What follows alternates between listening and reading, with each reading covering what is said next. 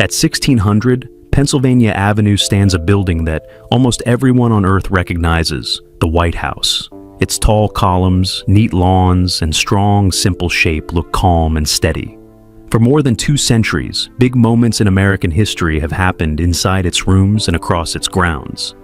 But long before the walls were painted white, and long before presidents lived there, this place was just a muddy construction site in an area with heat, mosquitoes, and uneven land. The White House did not spring up overnight. It rose slowly from soggy ground near the Potomac River. People built it over many years, and they were not all the same. Some were free workers who earned wages for their skills. Others were enslaved people who were forced to work without pay. That is part of the true story. It shouldn't be hidden or dramatized in the wrong way. It should be told honestly. To understand how the White House began, we need to understand the new country that decided to build it. This tale includes tough political choices, arguments about money, a design contest, an Irish architect with big ideas, determined craftsmen, backbreaking labor, a terrible fire, and a careful rebuilding that made the house look like the one we know today. Choosing a home for a young nation. In 1788, the United States approved the Constitution. The new government needed a permanent home, but it didn't have one yet. Congress had been moving around, meeting in cities like Philadelphia, New York, Princeton, and Annapolis.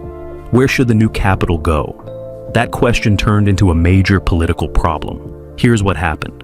Alexander Hamilton wanted Southern votes to support his financial plan. His plan said the federal government should take over the remaining war debts from the states after the Revolutionary War. Meanwhile, Thomas Jefferson and James Madison wanted the nation's capital to be in the South, not in northern cities like Philadelphia or New York. They struck a deal in 1790. This deal is often called the Compromise of 1790. In simple terms, Alexander Hamilton got support for his financial plan, and Thomas Jefferson and James Madison got a southern capital along the Potomac River. President George Washington would pick the exact location within a larger area that Maryland and Virginia would give to the federal government. George Washington chose a spot that included parts of Georgetown and Alexandria. People already lived and traded there, but by many measures the area wasn't ideal. Much of the land was swampy, the ground was not level, summers were hot and sticky. The river could flood. Still, the location had important political benefits. It sat between the North and South, acting like a bridge between regions that didn't always agree. Also, it was close to George Washington's home at Mount Vernon. He knew the land and believed it could be improved. Congress passed the Residence Act of 1790, which allowed the creation of a federal district up to 10 miles on each side. George Washington set the boundaries and made sure Georgetown, an active port town, was included. Then a French-born engineer named Pierre-Charles L'Enfant was hired to plan the new capital city. Pierre L'Enfant had fought for America during the Revolution and knew a lot about European city planning. His design for the capital was bold. It used wide avenues that crossed each other, grand public squares, and long views that ended at important buildings. He borrowed ideas from Paris and other European cities, but he tried to shape them for American life and for a republic, not a monarchy. In L'Enfant's plan, there would be 2 main buildings, a house for the president and a Capitol building where Congress would meet. The president's house would sit on higher ground and look toward the Potomac River.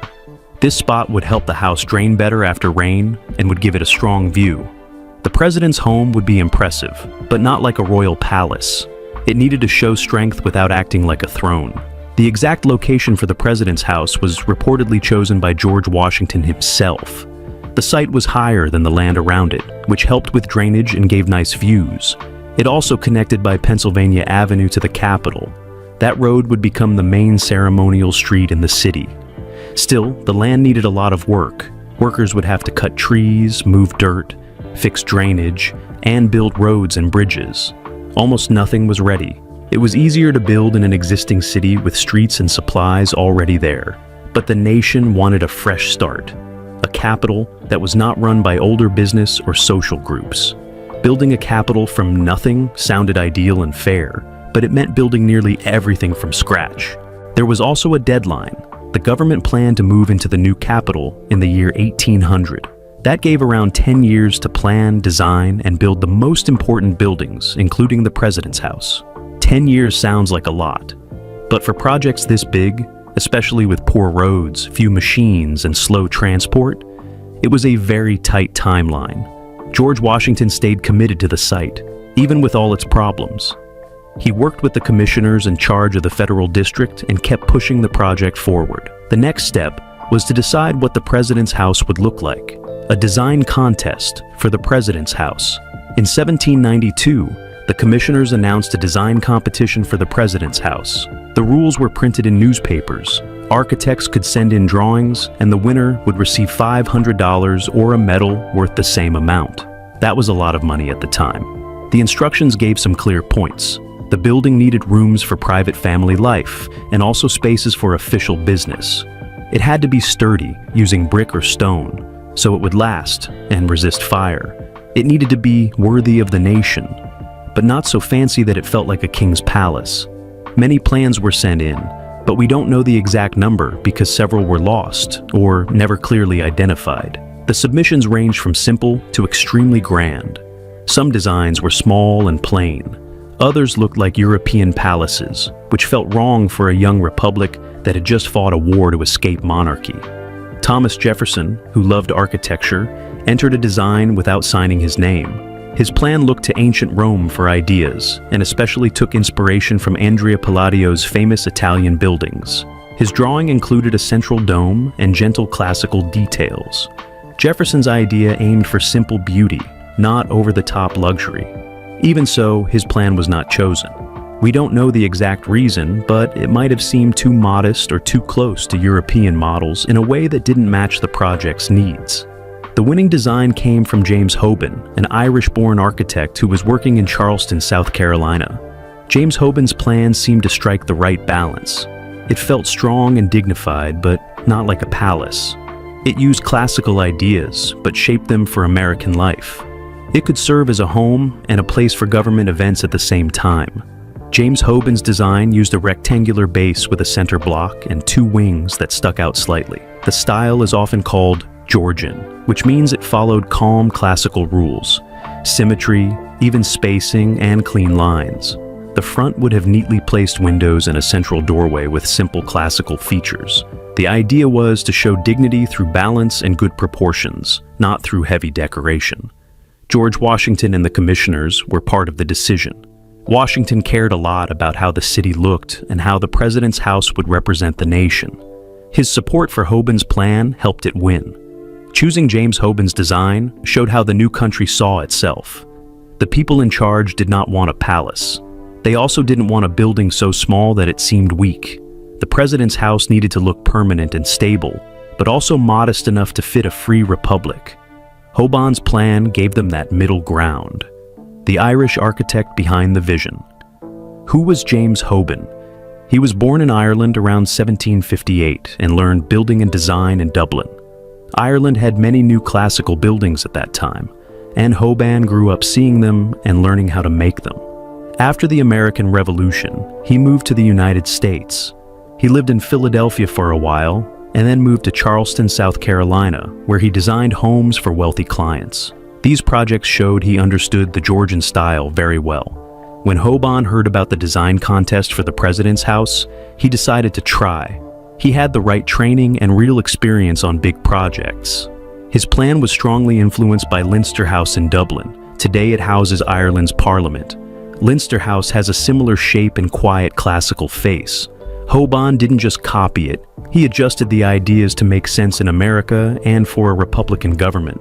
Hoban's plan had 3 main floors. The lowest level, partly underground, would hold kitchens, storage rooms, and work areas. The main floor above would contain the large public spaces for receiving guests and holding events. The top floor would have bedrooms and more private rooms for the president's family. This kept public life and private life separate, but in the same building. The front of the house was symmetrical, with a central doorway and evenly spaced windows. The outside wasn't covered in fancy carvings. Instead, it looked important because everything was in balance and scaled just right. Inside, Hoban planned a wide entrance hall that ran through the middle. Big rooms would open off this space. One of the largest, later called the East Room, was designed for large gatherings. A state dining room would handle official dinners. Other smaller rooms would serve as offices or meeting spaces. The plan was flexible enough that different presidents could adjust it to their needs over time. After Hoban won, he became the superintendent of the project. That meant he was in charge of the building process from the ground up. George Washington reportedly asked for the house to be larger than Hoban's original sketch. Hoban changed the design, making it bigger while keeping its balanced look. This made the project more impressive, but also more expensive and slower to build. The choices James Hoban made didn't just shape the White House. They influenced many later American government buildings that also use calm classical shapes, symmetry, and simple strength. You can see Hoban's sense of order in courthouses, state capitals, and city halls across the country.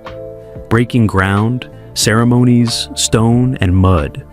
Work officially began on October 13th, 1792. A cornerstone was placed to mark the start. The date was chosen to connect the new building with the idea of discovery, since it lined up with the anniversary of Christopher Columbus's arrival in the Americas. George Washington attended, along with the commissioners and local officials. The exact spot of that first stone is a mystery today. Later workers tried to find it during repairs and renovations, but never did. Before anyone could build up, they had to build down. The site needed major preparation. Workers leveled the ground, dug drainage channels to carry water away from the foundation, and cleared trees and brush. This took a lot of time and effort. The foundation was made from stone because the building would be heavy. If the foundation was weak, cracks and settling could ruin everything above. James Hoban watched this work closely. He knew mistakes at this stage would cause problems for years. The stone for the outside walls came from Aquia Creek in Virginia, about 40 miles away. That stone was softer than granite, which made it easier to cut and shape. It had a light tan color. To move these heavy blocks, workers used boats and barges on waterways as much as possible because roads were rough and slow. After the stones reached the river, wharves near the site, the blocks were hauled by wagons the rest of the way. The stone arrived at the site as rough blocks. Skilled stone cutters shaped them to fit exactly where they were needed. Making these blocks took patience and careful work with hammers and chisels. Mistakes could waste an entire block. The workforce was mixed. There were skilled free craftsmen, stonemasons, stonecutters, carpenters, plasterers, many of them immigrants, especially from Britain and Ireland. There were also unskilled laborers who did the hardest physical tasks: digging, hauling, mixing, and lifting. Some of those laborers were free and paid. Others were enslaved people hired out by their owners, to the government or to the contractors. The government's records show payments to slave owners for the labor of enslaved workers. The money went to the owners, not the people doing the work. Progress was slow, and the job was dangerous. Workers stood on wooden scaffolds that could wobble. They hoisted heavy stones using ropes and simple cranes. If a stone slipped, it could break the work below or crush someone. Weather also caused delays. Rain stopped mortar work. Freezing temperatures ruined fresh plaster. Summers were boiling hot and full of insects. Even with all this, the walls slowly climbed higher. By the end of 1793, the foundation was mostly done and the first walls started to rise. In 1794 and 1795, the outside shape became easier to see. But the job was still far from finished. Who built the house?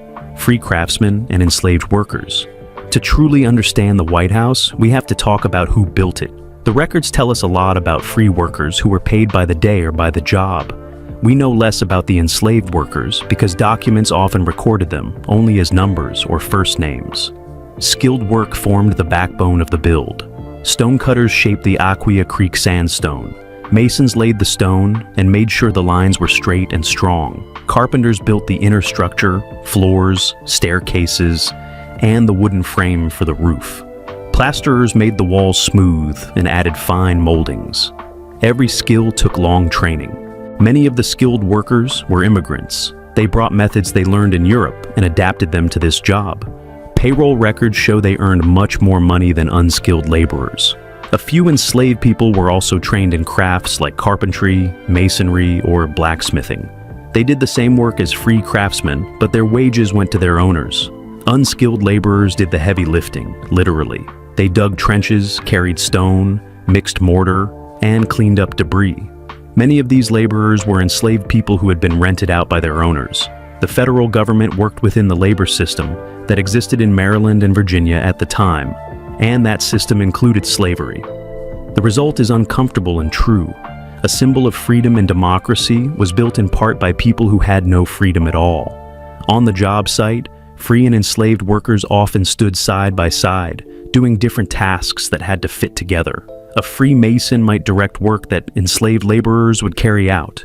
An enslaved carpenter who was highly skilled might work with very little supervision because he knew exactly what to do. The daily mix of skill, status, and control made the worksite complicated. This history is not simple, and it should not be ignored. The White House is a powerful symbol of American ideals. It is also a reminder that those ideals were not fully lived out when the nation began. Both facts are part of the story. Raising the walls, stone, sweat, and slow progress. Between 1793 and 1797, the outside walls of the president's house rose little by little. The process was a chain of tasks, each depending on the others. At the quarry, workers cut stone from the earth. They studied how the rock naturally split and placed iron wedges in the right places to split blocks cleanly. Cutting stone was skilled, tiring, and risky work. The blocks came out rough, so the quarry crew often trimmed them a bit to make transport easier. Moving the stone was another challenge. Barges floated the blocks along the waterways to the Potomac River. From the docks, wagons pulled by horses or oxen carried the blocks over land to the site. The roads were dirt and got muddy after rain. It was slow going, and every trip required care. At the site, stonecutters turned rough blocks into exact shapes that fit the plan. They had to produce smooth faces for the outside and tight joints so water wouldn't get in. Inside, the less visible stones could be rougher, but they still had to be strong and properly sized. Lifting the stones into place took teams of people. Lower wall sections could be set using ramps and simple lifts. As the walls climbed, scaffolds went higher. Workers used ropes, pulleys, and wooden cranes to raise each block, then nudged it into perfect position. Masons spread mortar, a mix of lime, sand, and water, so the blocks would bond together. They checked everything with levels and plumb lines to keep the walls straight. Work usually moved section by section. Crews would finish a part of the wall to a certain height, then shift to another part. This made it easier to reuse scaffolding and tools, and also helped the whole structure settle more evenly. While the outer walls were stone, many interior walls were brick. Bricklayers worked alongside the stonemasons, building the inner structure that would divide rooms and support upper floors. Weather never stopped being a problem. Rain ruined mortar. Cold weather froze it before it could set. Summer heat wore workers down. Still, the job continued through all seasons, just slower or faster depending on the conditions. By 1796, visitors could see the intended size and shape of the building. By 1797, the exterior walls were basically up, but the work was not finished. The building still needed the roof, floors, stairs, plaster, woodwork, and all the details that make a house livable. There was also a constant need to repair the stone even during construction. Aquia sandstone was softer than many other stones.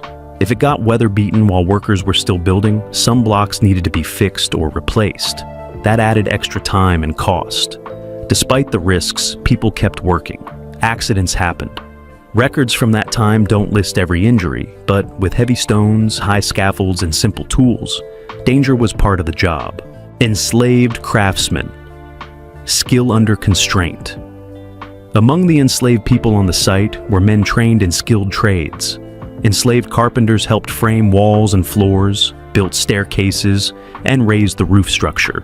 Enslaved masons laid stone or brick, following the same methods as free masons. Enslaved blacksmiths fixed tools and made iron parts. They worked to the same standards, but their pay went to someone else, and they had no choice about their labor. Documents from that era often list payments to slave owners for Negro hire, naming the owners and the number of people rented out. Sometimes first names of the enslaved workers appear, but often they don't. Historians have tried to match names across different papers to identify individuals, but many remain unknown in the records. Skilled enslaved workers sometimes had slightly better day-to-day conditions than unskilled laborers because their training made them more valuable to the owners. Even then, their freedom was limited. A talented enslaved carpenter might be trusted to do his job with less oversight, but he could not walk away, set his own wage, or choose another employer. Free craftsmen and enslaved craftsmen had to coordinate closely because their jobs connected step by step. Stone under wood, wood under plaster, and so on. Some free craftsmen even brought enslaved workers they owned to the site to help them. This mix of roles shows how tangled the system was. These skilled enslaved laborers were crucial to finishing the president's house. Their work made the job faster and cheaper than it would have been otherwise. Without them, the building might not have been completed on time, or at all. Today, the White House Historical Association and other groups work to recover and share the names and stories of these workers whenever possible. That research is still ongoing, and every new discovery helps give credit where it was long overdue. Inside the plan, rooms, uses, and everyday function, James Hoban's layout gave the building a clear structure. There were 3 main floors, each with a different purpose. Ground floor, partly below ground. This level held kitchens, storage, and workrooms. Servants could move around down here without crossing the big public rooms upstairs. Food could be prepared and carried up. Supplies could be stored nearby. Smoke and heat from cooking stayed mostly out of the main floor. Main floor, the grand public level. You reach this level by outside steps and an inside grand staircase. This floor held the important public spaces. The East Room, the biggest room in the house, was meant for receptions and large gatherings. Nearby, a series of smaller rooms, later called the Green Room, Blue Room, and Red Room, allowed flexible use, smaller meetings, waiting areas, or quiet conversations. At the other end of the floor, the State Dining Room allowed the president to host official dinners. Between these spaces, other rooms served as offices and meeting rooms. Second floor, family space. This level was mainly for the president's family. Bedrooms, sitting rooms, and personal spaces let the family live away from the constant movement of the main floor. This separation mattered for privacy and for the business of running a household, while also running a country. There was also an attic level with smaller rooms and storage. Over time, these spaces were used for staff or guests when needed. The interior design followed Georgian ideas: symmetry, regular window spacing, and careful proportions. The center hall was wide and tall, so it felt important, not just like a hallway. Fine details, like classical columns, carved fireplace mantels, and clean moldings, added grace without making the rooms too busy. Most of the structure inside was wood. That was normal for the time, even though we now know it made the building vulnerable to fire later. Interior walls between major rooms were thick for strength and to block noise. Fireplaces were the main heating system, so chimneys and flues ran up through the house. Windows were arranged to bring in light and let air move through the rooms. On the main floor, windows were taller to add elegance.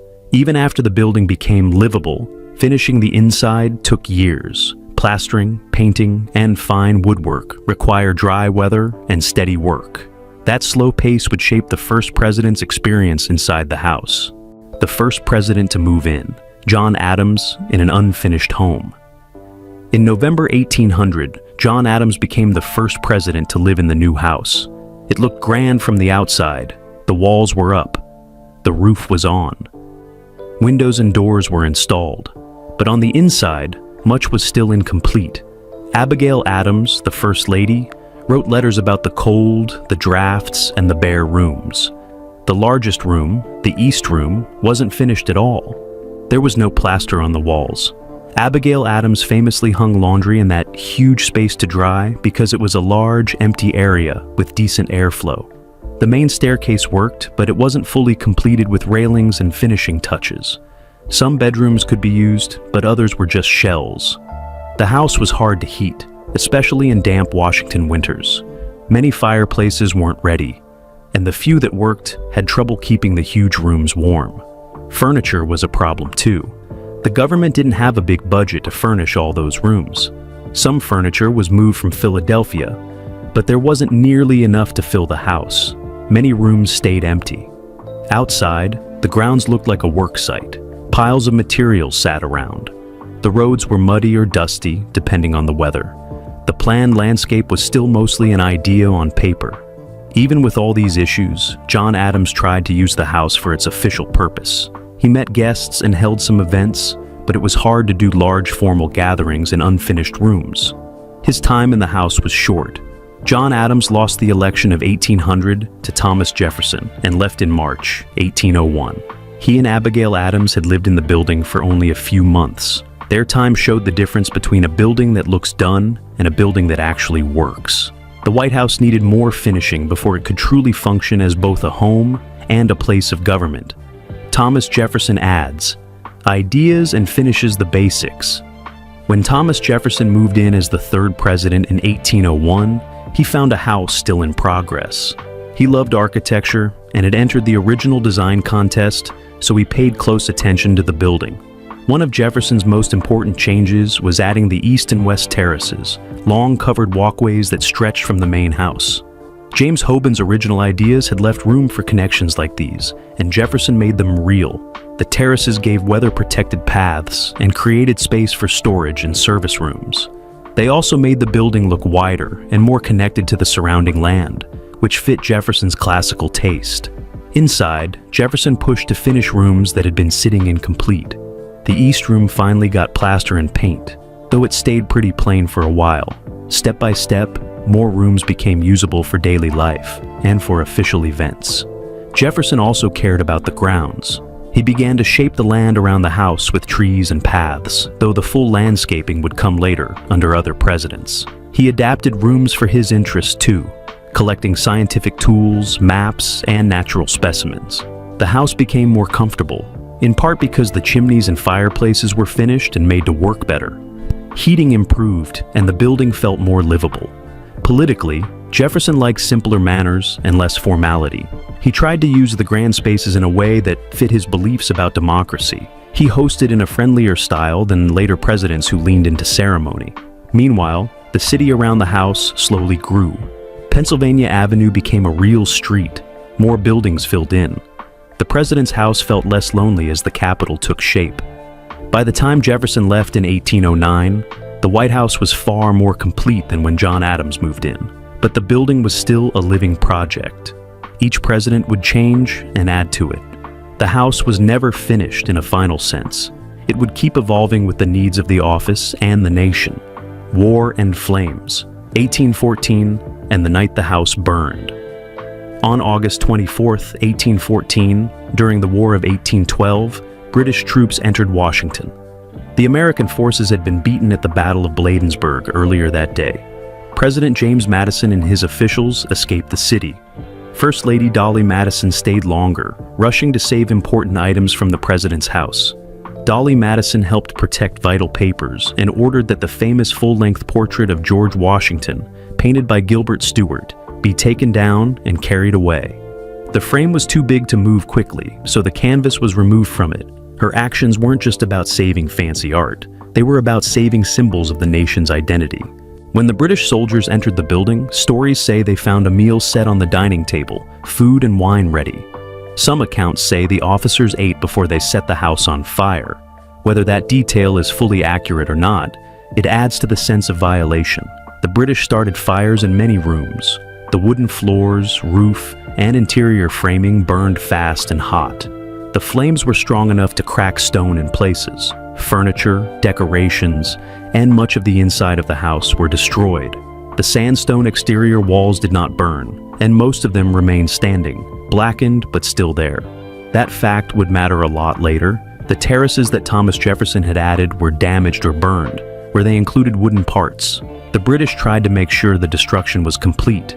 They burned other government buildings too, including both chambers of the Capitol, the Treasury, and the War Department. The glow of the fires could be seen from far away that night. The next day, a fierce storm rolled in. Heavy rain helped put out the fires and may have even included a tornado. The weather also pushed the British to begin leaving, worried about being trapped or attacked. When James Madison and other officials returned, they found a damaged city. The president's house was a charred shell. The Capitol lay in ruins. Washington looked beaten, and the nation had to decide what to do. Should the government move the capital to another city, Or should they rebuild here? They decided to stay. That choice mattered. It said the United States would not be scared away by one attack. The question then became, who would rebuild the president's house, and how? Rebuilding James Hoban. Returns in the house, rises again. In 1815, rebuilding began. James Hoban, the original architect, returned to lead the work. He knew the building better than anyone and could guide the repair and reconstruction. First, the damage had to be studied. The foundation was fine. The stone walls still stood, though they were stained and some stones were cracked. Inside, almost everything wood was gone. Floors, beams, stairs, burned to ashes. That meant the interior had to be completely rebuilt. In a way, this was a chance to make certain improvements and fix earlier problems. Still, Hoban mostly followed his original design because the surviving walls required it and because the design still worked. Congress gave money for the job, but in steps. Some for stabilizing what remained, then more for full rebuilding.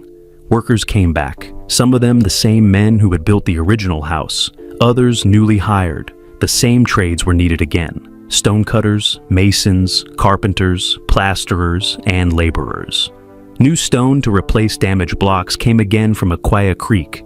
The cutters had to match color and texture, so the repaired parts would blend with the old walls. Inside, carpenters rebuilt the wooden skeleton, beams, joists, and roof, floor by floor. Plasterers recreated the fine interiors, including the ceilings and moldings in the grand rooms. Most changes were small, the kind you make when you rebuild something you've learned to use. A better way to run a chimney, a fix for a draft, an improvement in a doorway. The goal was to bring the building back to life with the same overall design. It took about 3 years. By late 1817, President James Monroe and his family moved into the rebuilt house. Finishing touches continued into 1818, but the building was again a working home and a seat of power. Rebuilding the house so quickly was a point of pride. The surviving stone walls made it faster and cheaper than starting from scratch. The White House people saw in 1817 looked much like Hoban's original vision, because it was rebuilt inside the same frame. The nation had answered the fire with determination. Why it's white, paint, symbol, and a name that stuck. Originally, the stone of the president's house had a warm tan color. After the 1814 fire, the exterior walls were smoke-stained and dirty. Painting or whitewashing stone buildings was common at that time. It protected the stone, made the surface look even, and covered damage or discoloration. During the reconstruction, the decision was made to paint the house white. White paint was available, affordable, and practical. It covered the smoke stains and gave the building a fresh, clean look. The paint people used back then had lead in it, which made it durable. They did not know the health risks that we understand today. Once the house was painted, it needed repainting every so often because weather wears paint away. That became regular maintenance. Over time, people started calling the building the White House because, well, it was a big white house where the president lived.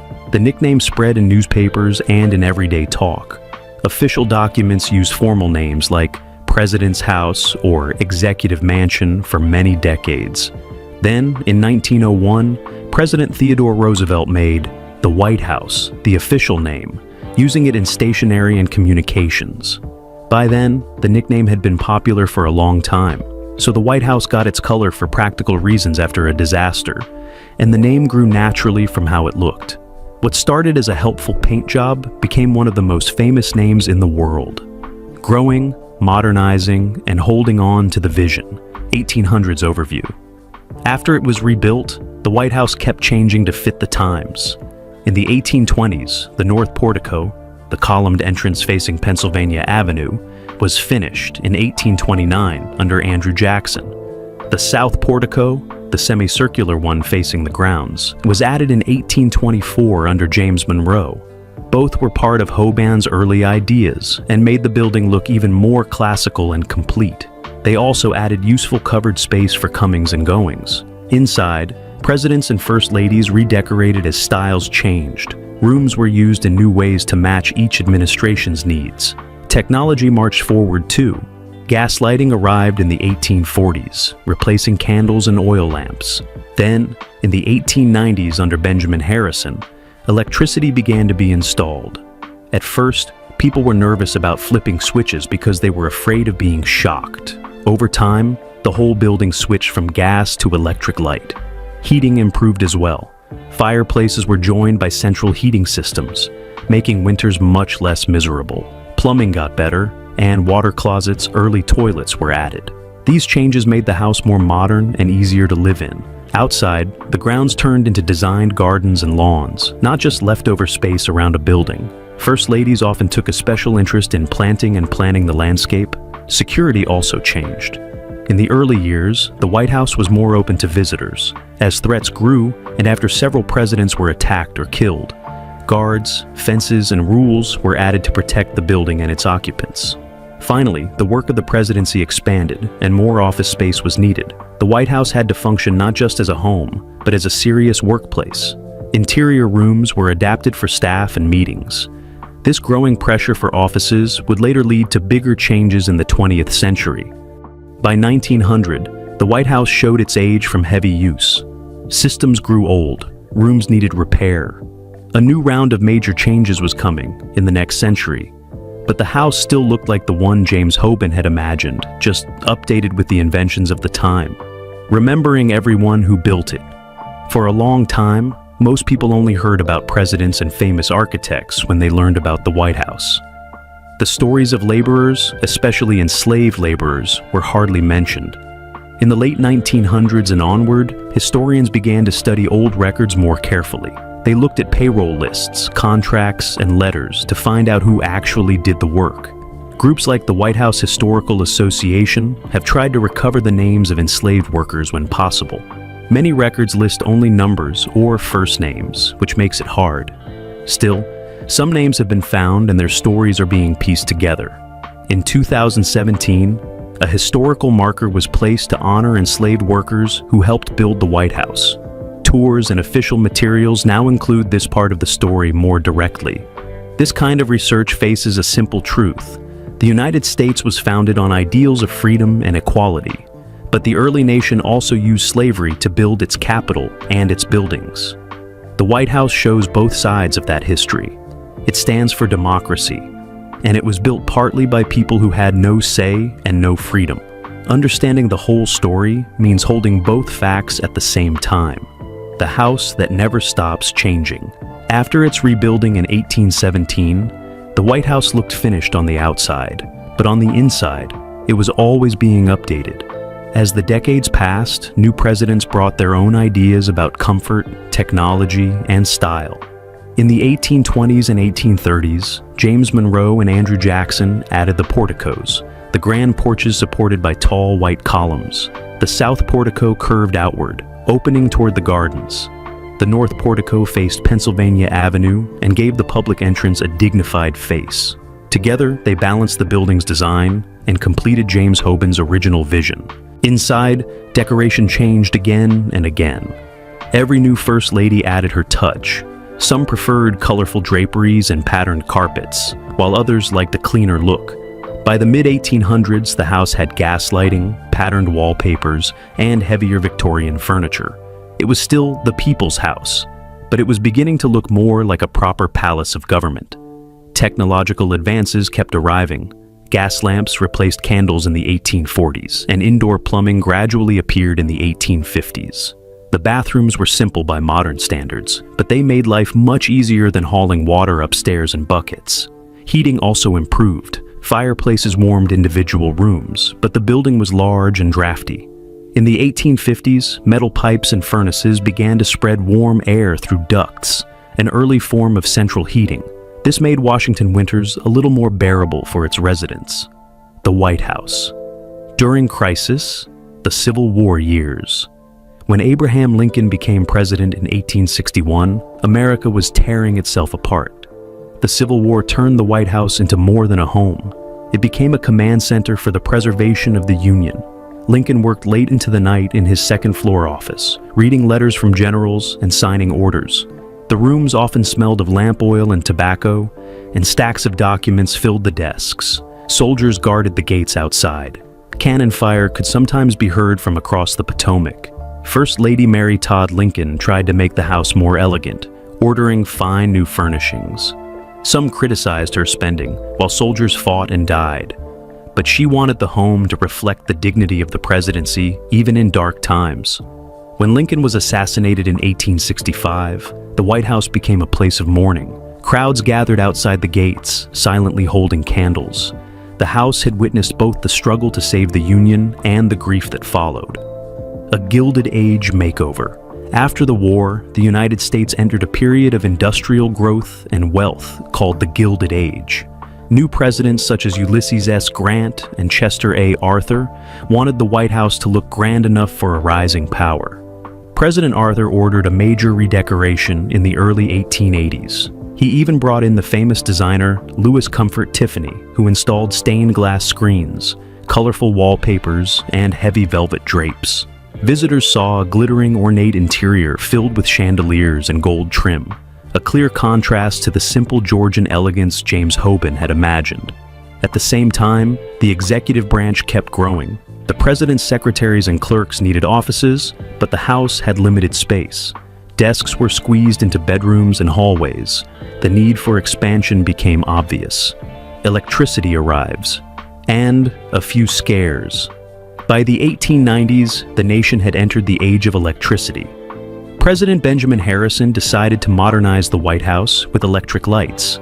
Wires were strung through the walls, and glowing bulbs replaced many gas lamps. The change excited and frightened people. The Harrisons were so nervous about electric shocks that they sometimes refused to touch the light switches, asking servants to do it instead. Still, electricity made evenings brighter and safer, and soon it was impossible to imagine the White House without it. A new century, a new name, Theodore Roosevelt's renovation.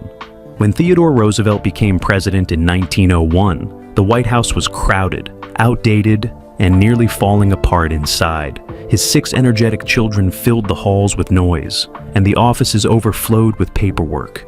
It was time for a transformation. Roosevelt hired the architectural firm McKim, Mead, and White, led by Charles McKim, to redesign the interior and reorganize the space. They strengthened the structure, cleared out the cluttered Victorian decor, and restored the clean classical lines that Hoban had originally planned. They also built a separate office wing on the west side of the house, the start of what we now call the West Wing. The West Wing gave the president a proper workspace apart from the family quarters. It also made the main building quieter and more livable. During this renovation, Roosevelt officially adopted the term White House for stationery and signs, making the nickname permanent. When the renovation finished in 1902, the building looked brighter, cleaner, and more organized. Visitors praised the balance between old-world dignity and modern efficiency. The White House through 2 world wars, World War I and Woodrow Wilson. During World War I, President Woodrow Wilson used the White House to coordinate America's entry into the global conflict. He turned rooms into war offices and held intense meetings with military and diplomatic leaders. The House buzzed with telegraph messages and the new sound of typewriters. When the war ended, Wilson addressed cheering crowds from the balcony above the North Portico, symbolizing peace and leadership. The Roaring Twenties and the Depression. The 1920s brought prosperity and change. Calvin Coolidge installed new mechanical systems, including better heating and ventilation. The first radio broadcast from the White House reached millions of Americans. Then came the Great Depression. Franklin D. Roosevelt took office in 1933 amid economic collapse. Wheelchair-bound due to polio, FDR moved about the House with ramps and aids. He held his famous fireside chats from the White House, using radio to speak directly to the public and restore hope. World War II and leadership, under fire. When World War II erupted, FDR turned parts of the White House basement into a secret command center. Maps, telephones, and communication lines connected him with generals around the world. Visitors said the White House at night glowed dimly under blackout curtains as the president planned strategies that would shape the world's future. After his death in 1945, Harry Truman took over leadership in the same rooms, but soon discovered the building itself was in danger. The Truman Reconstruction, saving a falling house.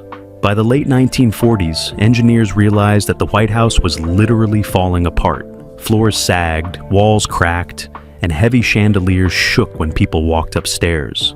Decades of changes and age had weakened the wooden frame inside. President Harry Truman had no choice but to order a complete reconstruction. In 1948, the family moved across the street to Blair House while the entire interior was taken down. Only the outer stone walls were left standing, just like after the 1814 fire. Inside those walls, builders created a new steel frame to support modern floors, staircases, and mechanical systems. Workers salvaged original paneling and fireplaces where possible, reinstalling them once the structure was safe. The project lasted 4 years and cost millions of dollars, but it saved the nation's most famous home from collapse. When Truman moved back in 1952, he joked that he felt like he was living in a new house built inside an old shell.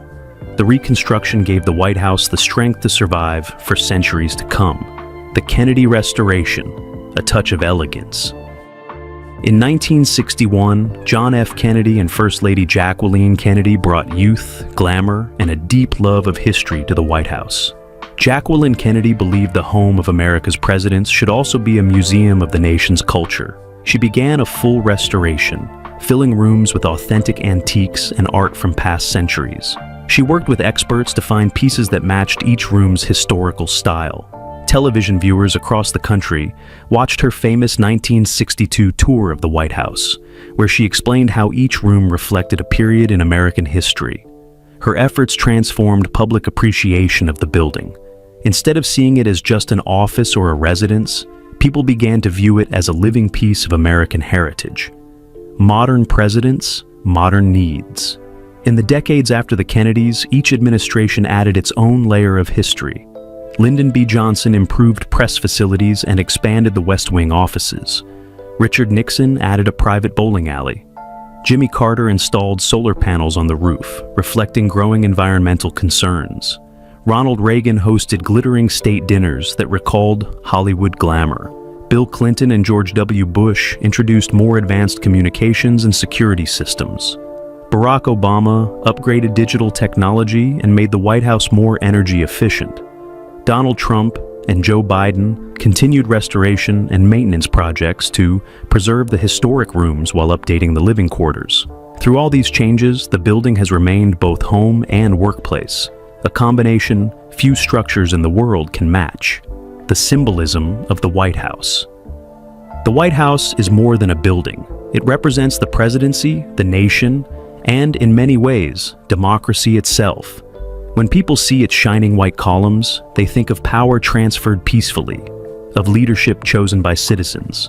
Foreign leaders visit its rooms, children tour its halls, journalists broadcast from its lawn, protesters march outside its gates. Every day, the White House connects citizens to their government. Yet the building's history holds contradictions. It stands for liberty and equality, but enslaved people helped build it. It is a place of peace negotiations, but also of wartime decisions. It is grand, but meant to serve the people. Those contrasts make it real and human. Remembering the hidden hands of history. Only in recent decades has the nation begun to honor all who built the White House. Historians have identified some of the enslaved workers by name. Men like Philip Reed, Peter, Ben, and Harry, whose skill and strength shaped its stones and timbers. Markers now stand on the grounds to recognize their labor. Educational. Programs and exhibits tell visitors that the story of the White House is also the story of America's struggle to live up to its ideals. Every time the walls are repainted or the floors are restored, craftsmen, descendants of free and enslaved builders alike, continue the work begun more than 2 centuries ago. The White House today. Past meets present. Today, the White House serves several roles at once. A working office, it houses the Oval Office, the Situation Room, and meeting spaces where major policies and crises are handled daily. A historic home. The first family lives on the upper floors, surrounded by history. A museum. Public tours display art, furniture, and decorations that tell the nation's story. A symbol. Television cameras, photographs, and news reports beam its image around the world as a sign of American democracy. Security, technology, and maintenance have grown more complex, but the structure remains recognizable as the one James Hoban envisioned more than 230 years ago. Its sandstone walls, first laid by hand in the 1790s, still stand behind every coat of white paint. Enduring legacy. The White House has burned, been rebuilt, nearly collapsed, and been reborn.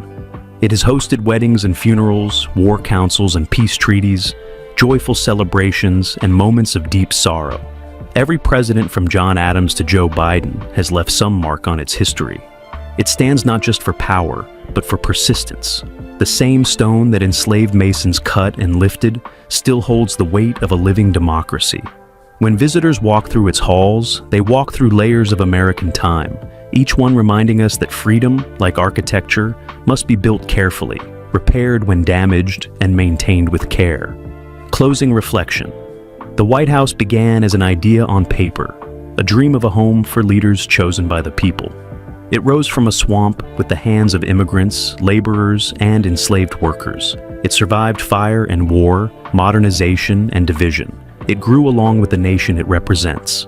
Every column, every staircase, every repainting tells a story of America's evolution, from compromise and conflict to renewal and resilience.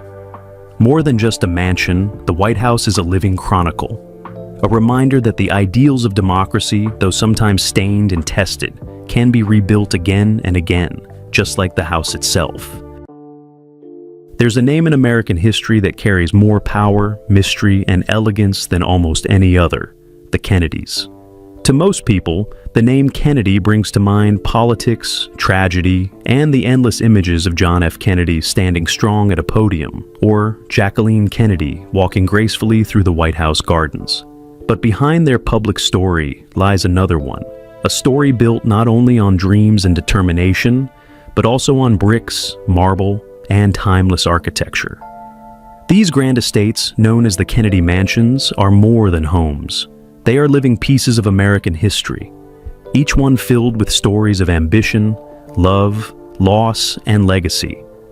From their seaside retreat in Massachusetts to their winter palace in Florida, and from their elegant New York apartment to their Virginia gathering place, the Kennedys' homes are like chapters in a great American novel, each revealing a new layer of who they were and what they stood for. So, today let's step into that world. Let's explore the old money mansions of the Kennedys and discover how their architecture tells the story of one of America's most unforgettable families. The Kennedy Compound, Hyannisport, Massachusetts. In the peaceful seaside town of Hyannisport, where the Atlantic breeze carries the sound of seagulls and sailboats, sits one of the most iconic homes in American history, the Kennedy Compound. This isn't just a house, it's the heart of the Kennedy family, the place where dreams were born and history was made. The story begins in 1928, when Joseph P. Kennedy Sr., the powerful patriarch of the Kennedy family, first laid eyes on a charming white house overlooking the deep blue waters of Nantucket Sound. The house had been built in 1904, and it wasn't particularly grand, just a cozy seaside cottage. But to Joseph Kennedy, it was a blank canvas. He bought it immediately.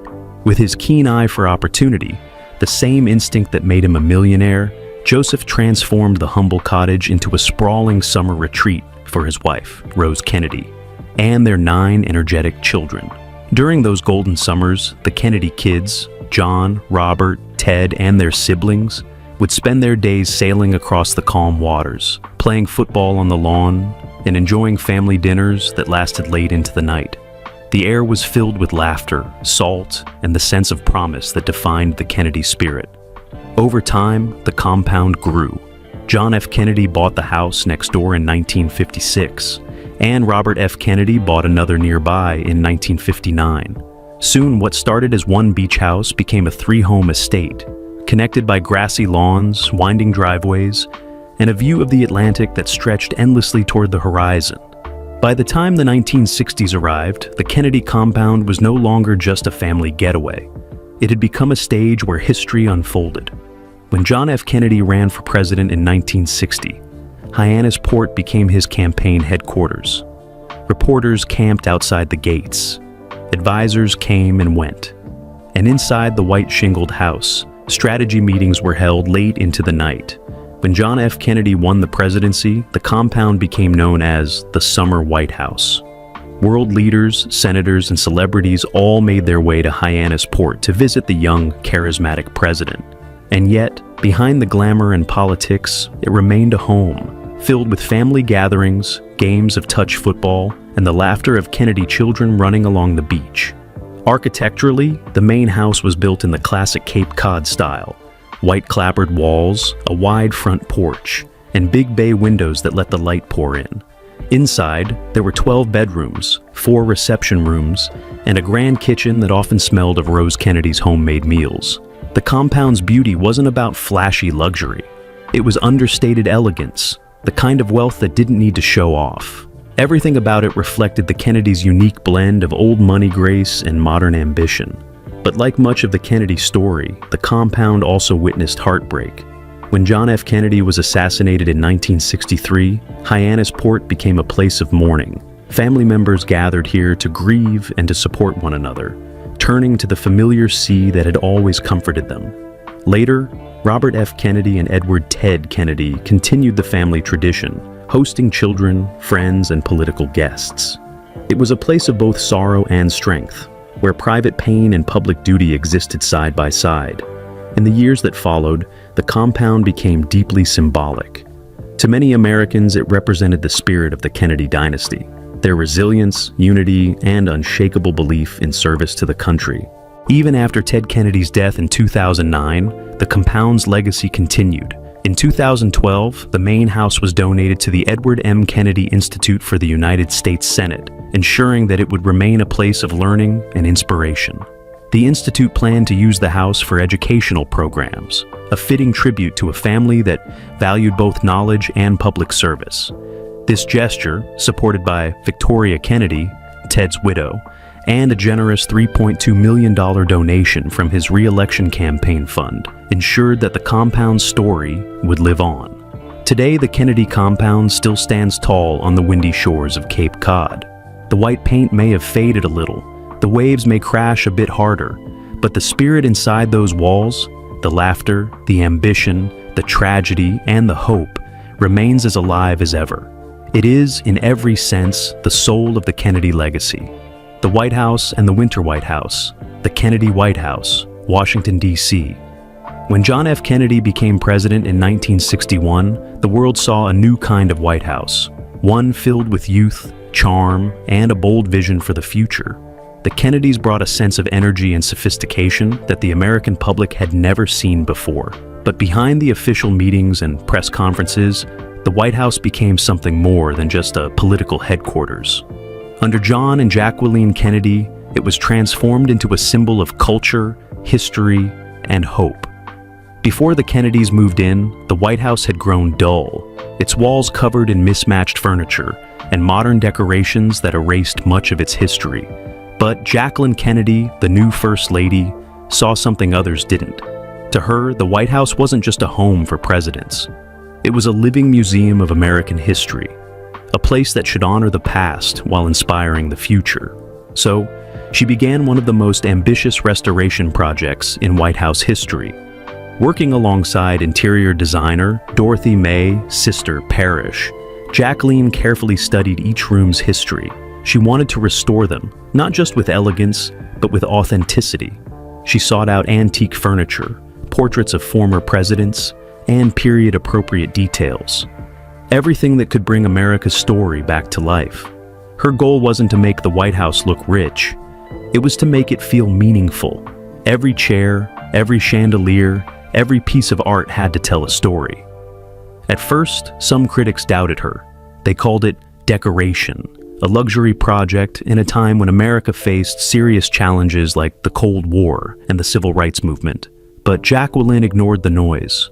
To her, preserving history was just as important as shaping the future.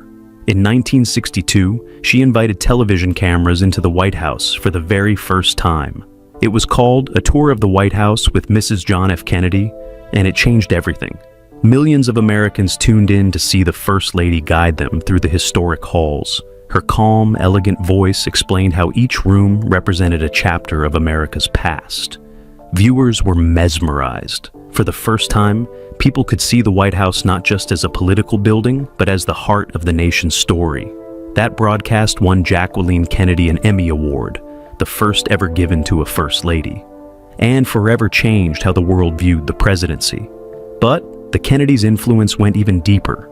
They turned the White House into a cultural center, inviting artists, writers, and musicians from around the world to perform and discuss ideas. Under John and Jackie, the White House became a beacon of creativity, a symbol of intelligence and class. When you imagine the Kennedys in the White House, you might picture elegant dinners, the sound of classical music drifting through the rooms, or world leaders arriving at the front gates. But beneath the glamour, the White House was also the backdrop for some of the most intense and emotional moments in modern history. Here, JFK faced crises like the Bay of Pigs invasion, the Berlin standoff, and the Cuban Missile Crisis, when the world stood on the brink of nuclear war.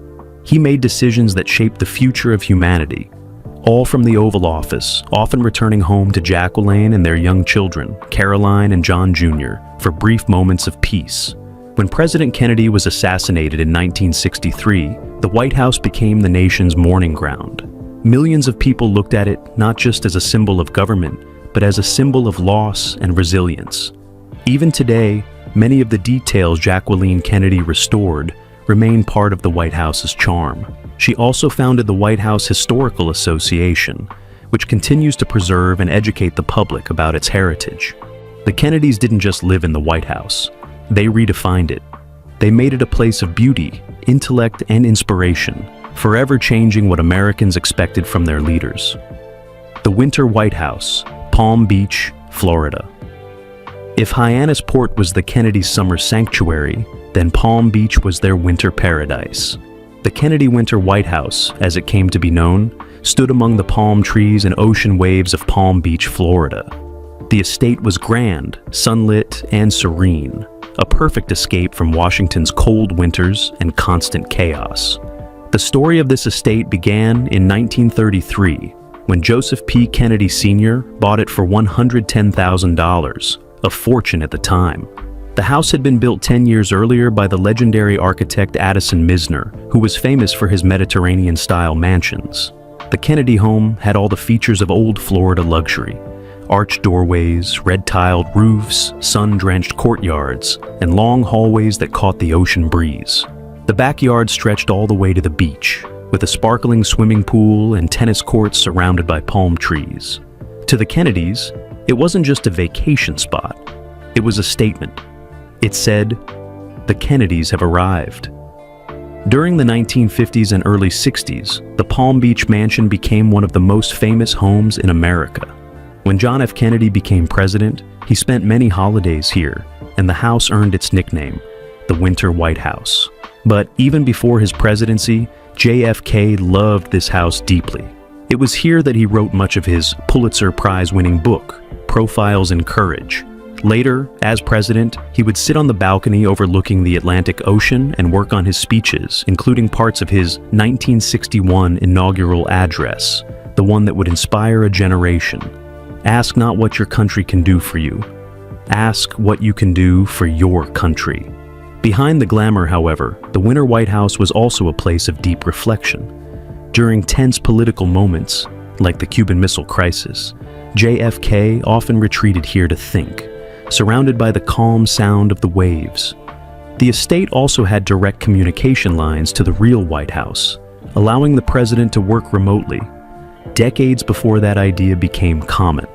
From this tropical mansion, decisions were made that affected the entire world. Architecturally, the home was stunning. With its Spanish-inspired arches, terracotta roof, and white stucco walls, it captured the spirit of 1920s Palm Beach. The famous architect Maurice Fadio later oversaw renovations, carefully updating the home without losing its original charm. Inside, the rooms were bright and airy, with grand fireplaces, antique furniture, and colorful art that reflected the family's love of culture and style.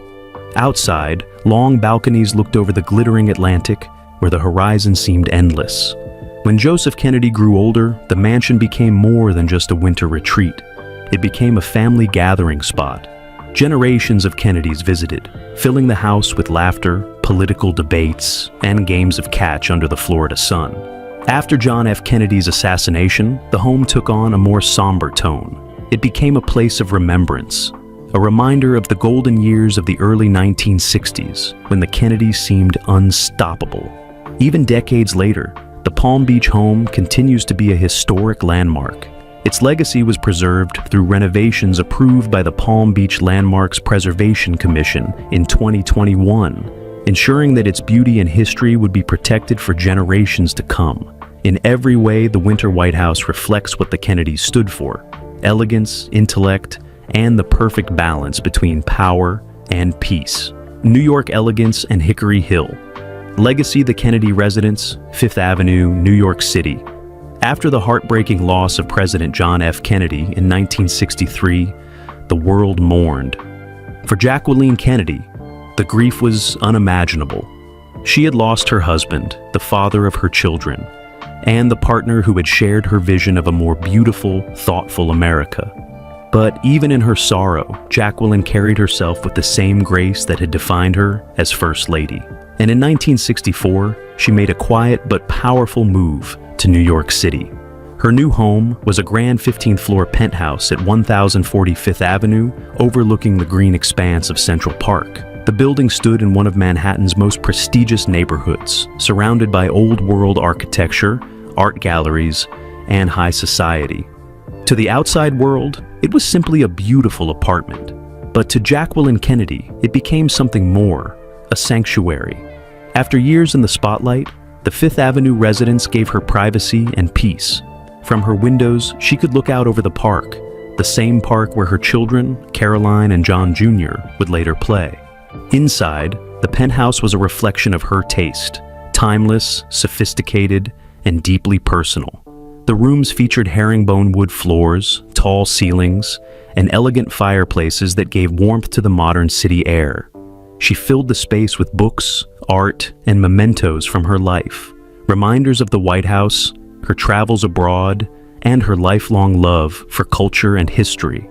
Every piece of furniture, every photograph had a story to tell. To guests, her apartment was a perfect mix of European elegance and New York charm. It had 5 bedrooms, each with its own private bathroom, a cozy library lined with wooden shelves, and a grand living room where she often entertained close friends, writers, and artists. But most of all, it was a home filled with heart. Here, Jacqueline Kennedy Onassis, as she was known after her remarriage to shipping magnate Aristotle Onassis, rebuilt her life. She focused on her children, her writing, and her passion for historical preservation. And in New York, her influence went far beyond her apartment walls. In the 1970s, when the historic Grand Central Terminal was threatened with demolition, Jacqueline became one of its most outspoken defenders. She believed that preserving the city's architectural treasures was vital to its soul. Her leadership helped save the terminal, keeping it as one of New York's most beloved landmarks. Her advocacy didn't stop there.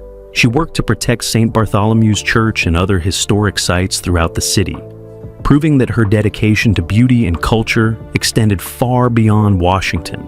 For 3 decades, she lived at 1040 Fifth Avenue, from 1964 until her death in 1994. To those who knew her, the apartment symbolized her strength, resilience, and refined spirit. After her passing, the apartment became a highly sought-after residence among New York's elite. Billionaires and business magnates would later own it, but none could ever match the presence and grace that Jacqueline Kennedy Onassis brought to that space. Even today, people who walk past the building on Fifth Avenue look up and think of her. They imagine the former First Lady standing by the window, the soft light of sunset reflecting off the park as she looks out over the city she helped preserve. The apartment remains a symbol, not just of wealth and refinement, but of the unshakable grace of a woman who carried history on her shoulders. Hickory Hill, the House of Ideas, McLean, Virginia. Not far from Washington, D.C., hidden among the rolling green hills of McLean, Virginia, stands another Kennedy landmark, Hickory Hill. This elegant red brick mansion wasn't as famous as the White House or Hyannisport, But for decades, it was one of the most important gathering places in American political life. The story of Hickory Hill begins in 1955, when Robert F. Kennedy and his wife Ethel Kennedy purchased the property. The Georgian-style mansion sat on 6 acres of land, surrounded by tall trees and open lawns, the perfect place to raise a family and host friends. And with 11 children, the Kennedys filled the home with life. Laughter echoed through the halls, tennis games played out on the courts, and the sound of piano music drifted from the parlor. But Hickory Hill wasn't just a family home. It became a center of political and intellectual energy unlike any other. Throughout the 1960s, Robert F. Kennedy, then U.S. Attorney General and later Senator, turned Hickory Hill into a hub for discussion and debate. He hosted what became known as the Hickory Hill Seminars, informal but powerful gatherings that brought together some of the sharpest minds in the country. Writers, historians, journalists, and politicians would crowd into the living room, exchanging ideas about everything from civil rights to foreign policy. It wasn't unusual to see figures like Arthur Schlesinger Jr., John Glenn, or Lyndon Johnson's aides debating passionately late into the night. These weren't formal meetings. They were lively intellectual salons filled with energy and curiosity. The Kennedys believed that progress came from discussion, from challenging ideas and exploring new perspectives. And at the center of it all was Robert Kennedy, pacing the room, listening intently, pushing others to think deeper about the issues shaping America. While the White House symbolized power, Hickory Hill represented vision, a place where the future was imagined and argued over. The house itself reflected that spirit. Built in the early 1800s, it featured grand columns, high ceilings, and sweeping staircases. The large backyard was perfect for the children, who often invited friends over for swimming, horseback riding, or simple outdoor games. Yet, for all its grandeur, Hickory Hill was full of warmth. Ethel Kennedy made sure it never felt like a museum. Guests could come in barefoot, kids ran through the halls, and dogs often slept by the fireplace. After Robert F. Kennedy's tragic assassination in 1968, the home once again became a place of mourning and memory. Ethel continued to live there for decades, keeping the spirit of her husband and family alive. The laughter of children gave the house strength, even as it carried the weight of loss. Hickory Hill became a living reminder of what the Kennedys stood for: faith, family, and service. In later years, the estate was sold, but the new owners treated it with great respect. In 2009, it was purchased by tech entrepreneur Alan Dabier, who carefully restored the mansion while preserving its history. Today, Hickory Hill remains one of the most iconic estates in Virginia, a national historic landmark that continues to represent the ideals of courage, compassion, and community that the Kennedys embodied. When people visit Hickory Hill, they don't just see a house. They feel the echoes of laughter, debate, and hope that once filled its rooms. They feel the power of a family that believed deeply in the promise of America, legacy of stone, sea, and history. When you step back and look at all these mansions, the Kennedy compound in Hyannisport, the White House in Washington, the Winter White House in Palm Beach, Jacqueline Kennedy's Fifth Avenue apartment, and Hickory Hill in Virginia, you begin to see a pattern. Each home wasn't just a place to live. It was a mirror of the family's identity, a reflection of their dreams, values, and struggles. The Kennedys weren't simply politicians or public figures. They were builders of legacy, both through their words and through the walls that surrounded them. The architecture of ambition. The story of the Kennedy homes is, in many ways, the story of American ambition. When Joseph P. Kennedy Sr. first began buying properties in the early 20th century, he wasn't just collecting real estate. He was building a foundation for the family's future. Each property was chosen carefully: a beach house in Massachusetts, a winter estate in Florida, a city penthouse in Manhattan. He wanted places that matched his vision, locations that combined old money sophistication with new world opportunity. By the time his sons, John, Robert, and Ted, entered public life, those same homes became backdrops to the making of history. The Hyannisport compound, once a summer getaway, became a symbol of unity and family strength. The White House, under John and Jacqueline Kennedy, was reborn as a house of culture and light. The Palm Beach mansion became a bridge between the private and the presidential, while the New York apartment represented Jacqueline's resilience after tragedy. And finally, Hickory Hill stood as a beacon of ideas, progress, and political courage. Together, they tell one continuous story, a story of a family that rose from humble beginnings to become the embodiment of America's greatest hopes and hardest losses. Homes of hope and tragedy. To the outside world, the Kennedy homes looked perfect, grand estates filled with laughter, sophistication, and elegance. But behind those walls were moments of grief, struggle, and endurance. At Hyannisport, the family gathered to celebrate victories, but also to mourn devastating losses. At the White House, Jacqueline Kennedy walked its halls in silence after her husband's assassination, surrounded by the history she had worked so hard to restore. At Hickory Hill, Ethel Kennedy continued to raise her children after Robert's death, keeping his dream alive through compassion and public service. Even Jacqueline's Fifth Avenue apartment, though peaceful and beautiful, carried the quiet weight of remembrance, a place where she could finally rest after years in the public eye. The Kennedys' homes tell both sides of the American story, the triumphs that inspire us and the heartbreaks that humble us. Preserving the dream. One of the most remarkable things about the Kennedy legacy is how it continues to live on through preservation. When Victoria Kennedy donated the Hyannisport main house to the Edward M. Kennedy Institute in 2012, she ensured that future generations could learn from the past. That single act symbolized everything the family stood for: service, education, and memory. At the same time, Jacqueline Kennedy's influence can still be felt across the country, from the carefully preserved rooms of the White House to the protected landmarks of New York City. Her passion for architecture and history sparked a national movement for preservation that continues today. Even Hickory Hill, though now privately owned, is treated as a living piece of history, proof that ideas once spoken within its walls can still echo across time. And the Winter White House in Palm Beach remains a treasured landmark, its Mediterranean beauty shining as brightly as the day Joseph Kennedy first purchased it. The Kennedy aesthetic. What made the Kennedys' homes so captivating wasn't just their grandeur, it was their style. They embodied what many people call the old money look, a blend of simplicity, refinement, and authenticity.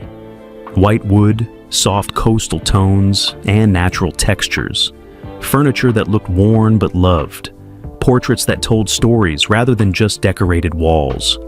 It wasn't about showing off wealth, it was about showing taste. The Kennedys understood something timeless, that true beauty isn't in extravagance, but in the meaning behind it. Every home they owned carried a message, that elegance could live side by side with purpose. That's why, even decades later, their houses still fascinate us. They don't just look rich, they feel alive. A living legacy. When you look at the Kennedy family's impact, their politics, their culture, their tragedies, it's easy to forget how much of their story was written not in speeches or headlines, but in places. Each mansion stands as a chapter in a larger saga. Hyannisport, the heart, the White House, the vision, Palm Beach, the peace, Fifth Avenue, the resilience, Hickory Hill, the mind. Together, they form a map of the Kennedy legacy, stretching from the cold Atlantic shores of Massachusetts to the warm sands of Florida, and from the marble halls of Washington to the glittering skyline of New York.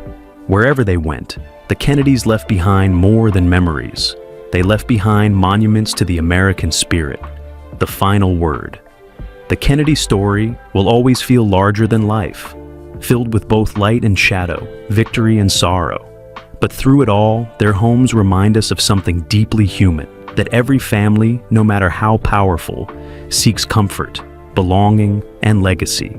Behind every speech and every photograph were moments of real life, children laughing by the sea, late-night talks by the fire, music drifting from open windows, and dreams whispered beneath the stars. Those walls witnessed it all. The waves still crash against the Hyannisport shore. The chandeliers of the White House still gleam. The Palm Beach estate still glows under the sun. And somewhere, the echoes of their laughter and their lessons live on. Because in the end, The Kennedy mansions aren't just reminders of wealth and privilege. They are reminders of what endures: family, history, and the timeless hope of a nation that still believes in the power of grace and greatness.